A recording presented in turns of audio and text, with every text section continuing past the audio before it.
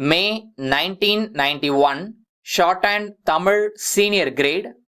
Get ready for the dictation. 10 seconds. 5 seconds. Start. தலைவர் அவர்களே, விவாதத்தில் குறுக்கிடுவதற்கு மன்னிக்க வேண்டுகிறேன். உரை நிகழ்த்தி கொண்டிருக்கிற மாண்புமிகு உறுப்பினர் சில பல ஐயங்களை எழுப்பி இருக்கிறார். ஆகவே அது சம்பந்தமாக இப்போதே விளக்கத்தை அளித்துவிட விரும்புகிறேன். அதன் மூலமாக அவருடைய சிறந்த ஆலோசனைகளை மேலும் அதிக அளவில் பெற முடியும் என்று நம்புகிறேன். தற்போது நாம் விவாதித்து கொண்டிருக்கிற சமுதாய நல வளர்ச்சி பற்றிய மானிய கோரிக்கை பல்வேறு திட்டங்களை உள்ளடக்கியது ஆகும் என்பதை முதலில் தெரிவித்துக் கொள்ள விரும்புகிறேன். அந்த திட்டங்கள் எந்த அடிப்படையில் அமைந்துள்ளன என்பதை நாம் பார்க்க வேண்டும். அவை எல்லாமே கிராமப்புறத்தில் நிலவும் வறுமையை போக்குவதை முக்கிய குறிக்கோளாக கொண்டுள்ளன.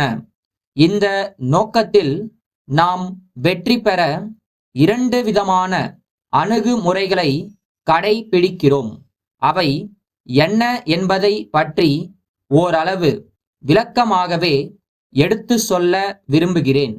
முதலாவதாக, ஒரு கிராமத்தில் ஏதாவது ஒரு பயனுள்ள பணியை எடுத்து செய்வதன் மூலம் அந்த கிராமத்தில் ஏழ்மையில் வாழும் மக்களுக்கு ஒட்டுமொத்தமாக வேலை வாய்ப்பு அளிக்க முயற்சிக்கிறோம். இது ஜவஹர் வேலை வாய்ப்பு திட்டம் என்ற திட்டத்தின் மூலமாக செயல்படுத்தப்படுகிறது. இதற்கு ஆகும் செலவில் 80% மத்திய அரசு ஏற்றுக்கொள்கிறது. இந்த திட்டத்தின் கீழ் எடுத்து செய்யப்படும் பணிகள் ஒப்பந்தக்காரர்கள் மூலமாக செய்யப்படக்கூடாது. அந்தந்த கிராம மக்களே பணியில் ஈடுபட வேண்டும். அதற்குரிய ஊதியம் அவர்களுக்கு அப்போதைக்கப்போது வழங்கப்படுகிறது. அந்த ஊதியத்தை இந்த ஆண்டு முதல் ஓரளவு உயர்த்தி இருக்கிறோம். இதில் கவனிக்க வேண்டிய மற்றொரு அம்சமும் இருக்கிறது. இந்த திட்டத்தின் கீழ் எடுத்து செய்யப்படும் பணிகளில் ஈடுபடும் ஆண் தொழிலாளர்களுக்கும் பெண் தொழிலாளர்களுக்கும் எந்தவிதமான வேறுபாடும் இல்லாமல் ஒரே ஊதியம் வழங்கப்படுகிறது.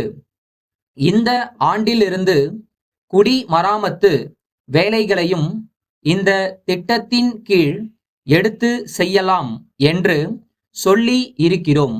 இதன் காரணமாக காவிரி பாசன பகுதியில் உள்ள வாய்க்கால்கள் நல்ல முறையில் பராமரிக்கப்பட வாய்ப்பு இருக்கிறது என்பதை மகிழ்ச்சியுடன் தெரிவித்துக் கொள்கிறேன்.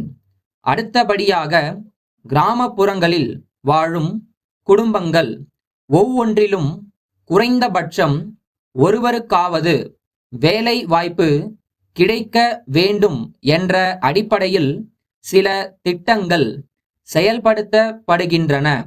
அவற்றில் ஒன்றுதான் மாண்புமிகு உறுப்பினர் குறிப்பிட்ட கிராமப்புற இளைஞர்களுக்கு சுய வேலை வாய்ப்பிற்கான பயிற்சி அளிக்கும் திட்டம் ஆகும். தற்கால தேவைகளுக்கு ஏற்றவாறு புதிய தொழில்களில் இந்த பயிற்சி அளிக்கப்படுவதில்லை என்று உறுப்பினர் குறைபட்டு கொண்டார். அந்த குறையை ஏற்கனவே உணர்ந்த அரசு புதிதாக 4 தொழில்களில் பயிற்சி அளிக்கப்பட வேண்டும் என்று முடிவெடுத்துள்ளது. அவை பற்றிய விவரங்கள் உறுப்பினர்களுக்கு வழங்கப்பட்டுள்ள கொள்கை விளக்க குறிப்பில் தரப்பட்டுள்ளது என்று சொல்லி இந்த அளவில் அமைகிறேன். நன்றி. சென்னை பாரதி சாலை எழில் அச்சகத்தார், மறைமலை நகர், கக்கன் சாலையில் வசிக்கும் ஓவியர் திரு கலைதாசனுக்கு 6 ஜூன் 80 தேதியிட்டு எழுதிய கடிதம்.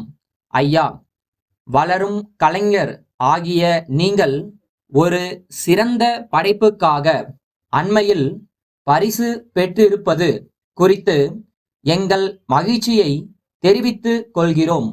நீங்கள் நாட்டம் கொண்டுள்ள இத்துறையில் தொடர்ந்து பல பரிசுகளை பெற வேண்டும் என்று வாழ்த்துகிறோம். வரும் ஆண்டிற்கான நாள்காட்டிகளை தயாரிக்கும் பணியை ஆரம்பித்து விட்டோம். தொழில் துறையில் புகழ்பெற்ற பல நிறுவனங்கள் தங்களுடைய வாடிக்கையாளர்களுக்கு அன்பளிப்பாக தருவதற்கான நாள்காட்டிகளை தயாரிக்கும் பணியை எங்களிடம் ஒப்படைத்துள்ளனர். அத்தகைய நாள்காட்டிகள் ஒவ்வொன்றும் 6 தாள்களை கொண்டதாக தயாரிக்கப்படும். அந்த 6 தாள்களில் ஒன்றிலாவது உங்களுடைய ஓவியம் இடம்பெற வேண்டுமென நாங்கள் விரும்புகிறோம். அதையே எங்களிடம் பணியை ஒப்படைத்துள்ள பலரும் விரும்புகிறார்கள் என்பதை மகிழ்ச்சியுடன் தெரிவித்துக் கொள்கிறோம். இது சம்பந்தமாக உங்களோடு தொடர்பு கொள்ள விழைகிறோம். உங்களை எப்போது சந்திக்க இயலும் என்பதை தெரிவிக்குமாறு கேட்டுக்கொள்கிறோம். தங்கள் நம்பிக்கையுள்ள